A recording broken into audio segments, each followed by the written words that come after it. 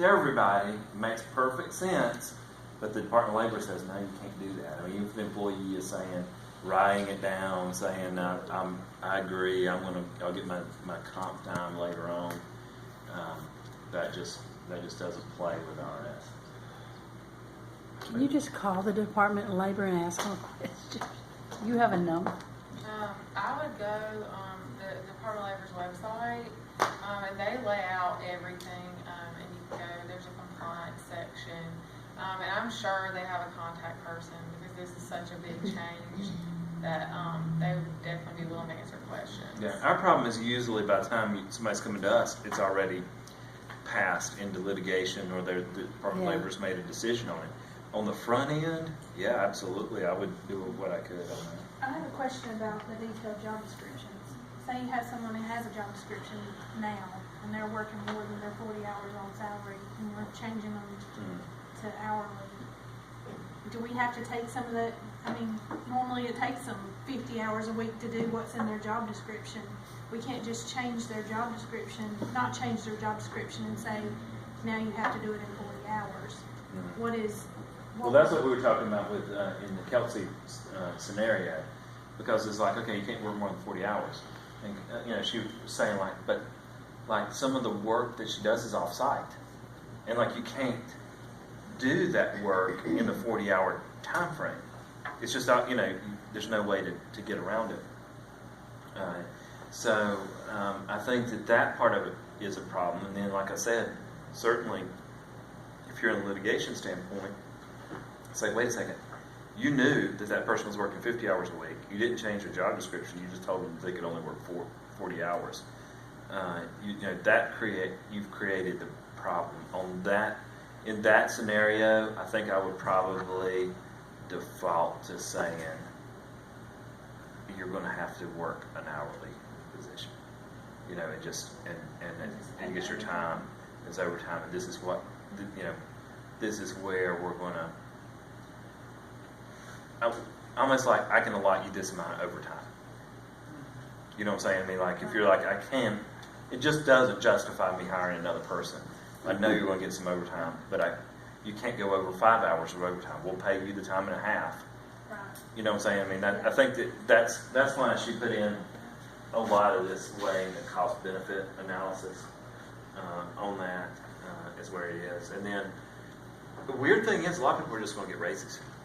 They're just going to get raised to $48,000. And correct me if I'm wrong, aren't you hospice? Mm-hmm. Aren't there other healthcare industry specific stuff that's outside of this that may be solving some of her problems? Yeah, it's not just this. There's a lot more to this than this, right? And in hospice you may have some specific ones, because depending on what your care issues are, it's probably worthwhile. 7 links on the healthcare exceptions page on the DOL's website. That's probably, and we're not the only hospice, so probably that would be a good way of going back and saying, like, okay, hospices, what's going to be our response, and how we're going to classify certain employees. Nurses and things like that might come into getting that off of your. Yeah, I think more of our nurses and things like that are probably above the threshold of Yeah, money. you're probably in them. It's more administrative, middle management kind of people that are going to be the ones, I think. I don't know what's in there, because obviously my deal's not healthcare. I didn't click on any of that. But when I went to the first meeting about this and was so overwhelmed and panicked and stressed, sounds like where some people are right now, I learned that there's a link on here for automobile dealers. And once I go in there, like salesmen and mechanics and certain things that were my bulk of my fear don't apply. They're already out. It's just like, over. So just to say that might help you. Just out of curiosity, like for a car salesperson, Car how salesperson. did they use that? Did it say because Well, that's another question did you I have have to for pay you. them commission based, or In do you have the class I went to, there's slides about it. I'll find that from what that gentleman presented to us in the same manner. But what I wanted to ask y'all, if you knew, on the DOL's website, after I learned all that, I got so excited and I wanted to pull up out of the horse's mouth, if you will, not a slideshow, because that sounds more legal. And out beside it, there's this cute little parentheses that says revision coming soon. And it's been there for like 2 months now. Any idea when on the that's Department gonna of happen? Labor? Yeah, Because they don't know. for little old me. I'd like for it to come on out now. And it was on, particularly on car salesmen. The only one that has it, yes, sir. 'Cause that's- Automobile that- dealers under those are the Fair Labor ones- Standards Act. The commission salesperson is the one that I'm most interested in, because this 10% That's thing what I was doesn't panicked. seem like that doesn't seem, if in reverse, I mean, how many people really have only 10% of their job that's gonna be commission based? And the calculations, I'm not a math person. No, thank you. Especially said- in something like car sales, where you may have certain times of the year where you're gonna have more than others. I don't know, I didn't think that, I mean, I don't know, I really kind of struggle with that part of it, because a commission salesperson is definitely oftentimes in that range from 24 to 50. And that was where that gentleman that day in that class pushed us out to this industry-specific exemption things, to not get, again, he was talking to a room full of To dealers, click through. But there's other stuff on that page, find the automobile dealers, there's more details. In his slides, all he presented to us was dealership-specific exemptions, salesmen, and they have to have, obviously, very fine print out beside that. No salary level test for those. Primary job for Lisa and all that stuff. I know these people don't give much of a crap about that, but that was one. And then partsmen, I get off on that one.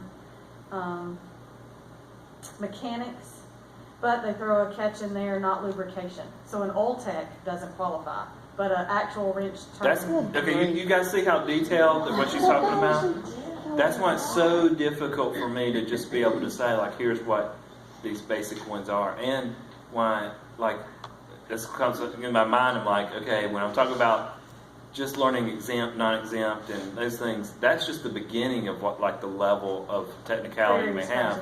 Because really what you're talking about, when you're doing your job description, you want to make sure that it's matching what their regs say. Yes. So, And matching what that person does. That was another one we got slapped in the face, was don't Yeah. make a job, dealerships aren't known for being real bright.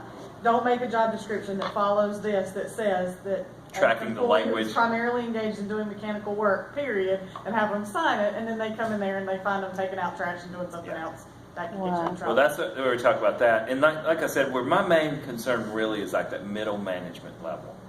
You know, where you're like, okay, because on the front end, you probably have a little bit better ones. And weren't those people going to be hourly anyway?